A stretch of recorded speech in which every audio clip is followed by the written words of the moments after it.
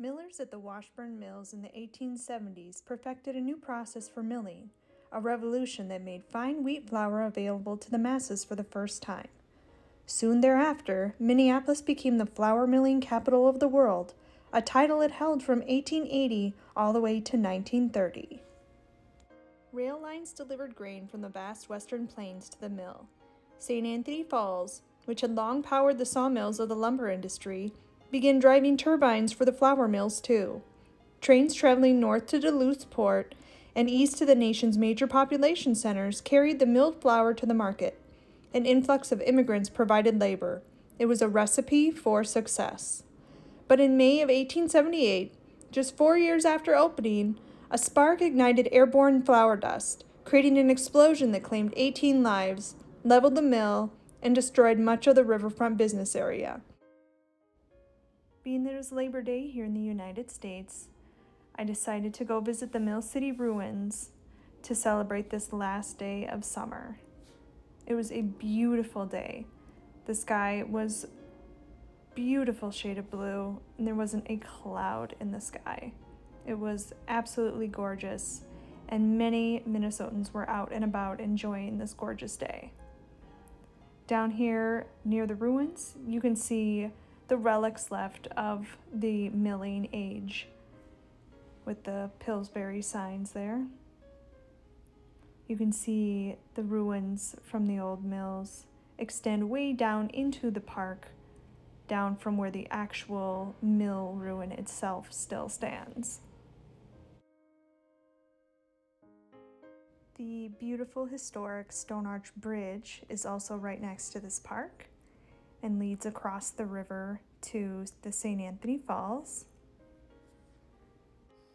The actual museum was closed for what I assumed was the holiday, but it actually turned out to be closed for renovations. So I made my way down towards the ruins here. You can see what is left of the old buildings still up, and the museum is housed within those ruins. There's these historical plaques throughout the park that tell the story of the different things in the park, from the things that have to do with the river and the milling and the bridge and just everything that is down here at the park.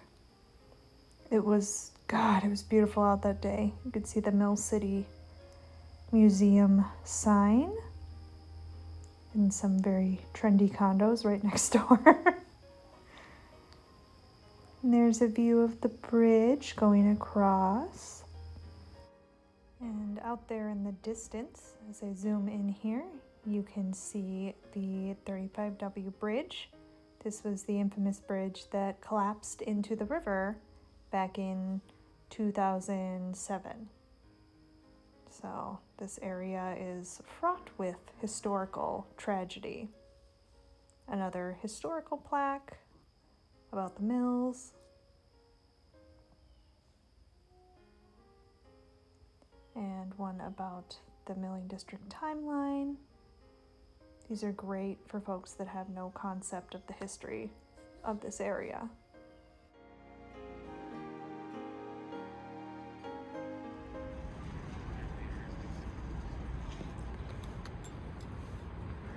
The goal of this project is to preserve the east wall of the ruins courtyard, in particular the fragile northeast corner of the courtyard. By installing a steel armature with netting at the northeast corner of the courtyard, the Minnesota Historical Society will ensure that visitors, pedestrians, and vehicles remain safe while also ensuring that the east wall is stable until a more intensive intervention can occur. This project will also make safety modifications to the courtyard, including the addition of a perimeter guardrails and a new ADA egress ramp. This is a restored version of the tablet that holds the names of all of the victims of the explosion, and it is inside of the museum, so I wasn't able to see it in person. I had to pull that picture off of Google. This is the information kiosk that's over in the park. It was like right in front of where I parked my car. There were some old illustrations and different history of the area, much like the other plaques that were here and there. So I decided to walk down into the ruins closer to the water to kind of explore and take a look at things down there. It was just so gorgeous. Gosh, what a beautiful day. And this is the view as you look up from down closer to the water. All of the milling operations used to come all the way down because there's still ruins and artifacts from when it came all the way down there, and the different milling parts and things with the railroads. The Stone Arch Bridge actually was a train bridge that took passenger trains across the river and over to the city.